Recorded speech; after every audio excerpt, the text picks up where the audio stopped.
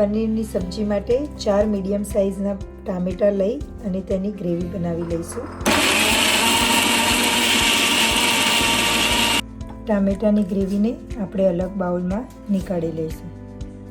ત્યારબાદ આપણે ડુંગળી,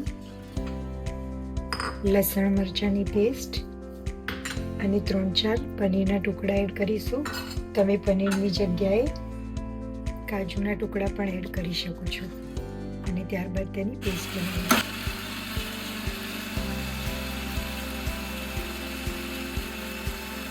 ડુંગળી, મરચાં, લસણ અને પનીરની પેસ્ટને અલગ બાઉલમાં કરી લઈશું. પનીરની સબ્જીના મેરિનેશન માટે 1 વાટકી દહીં લઈશું. તેમાં 1 ચમચી ચણાનો લોટ નાખીશું. તેમાં સ્વાદ અનુસાર મીઠું, લાલ મરચું, ધાણા જીરું પાવડર, હળદર અને ત્યારબાદ ગરમ મસાલો એડ કરીશું.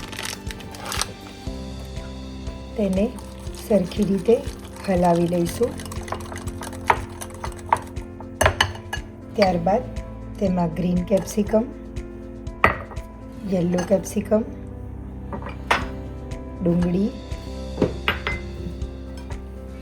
બેબીકોર્ન, બ્રોકોલી એડ કરી લઈશું. ત્યારબાદ તેમાં પનીર એડ કરીશું અને સારી રીતે હલાવી અને મિક્સ કરી લઈશું.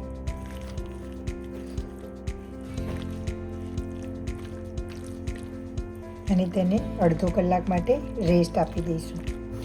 એક પેનમાં 2 ચમચા તેલ ગરમ કરી લઈશું. ત્યારબાદ તેમાં મેરિનેટ કરેલા શાકભાજી અને પનીર એડ કરી લઈશું.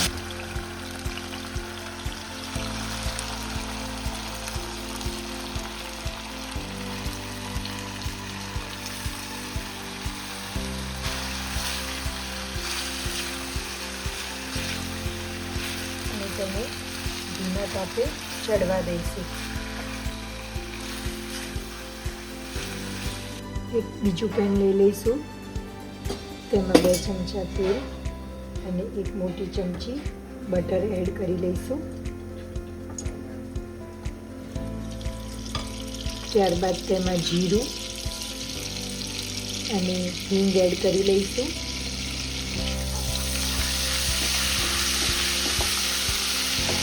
અને જીરું તતડે ત્યારબાદ તેમાં ડુંગળી, મરચાં અને પનીરવાળી પેસ્ટ એડ કરી લઈશું અને તેને ધીમા તાપે સાતળવા દઈશું. આ રીતે તેલ છૂટું પડ્યા બાદ તેમાં ટામેટાની ગ્રેવી એડ કરી લઈશું.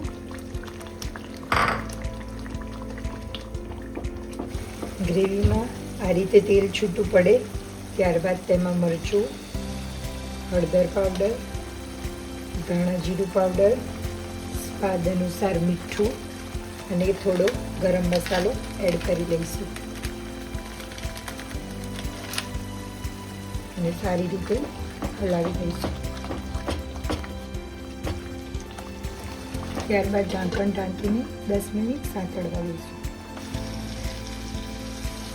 આ રીતે મસાલામાંથી તેલ છૂટું પડ્યા બાદ આપણે જે મેરિનેટ કરી હતી સબ્જી એમાં તેલ છૂટું પડ્યા પછી આમાં એડ કરી લઈશું અને તેને સારી રીતે મિક્સ કરી લઈશું.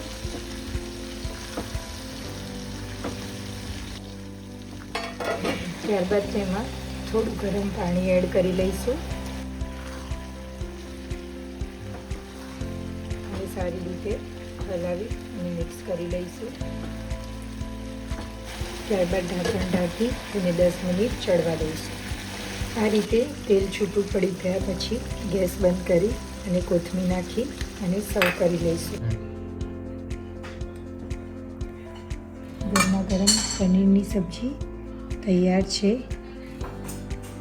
તેને લચ્છા પરાઠા સાથે સર્વ કરીશું. લચ્છા પરાઠાની ડિટેલ રેસીપી જોવા માટે અમારી ચેનલને સબસ્ક્રાઈબ કરો.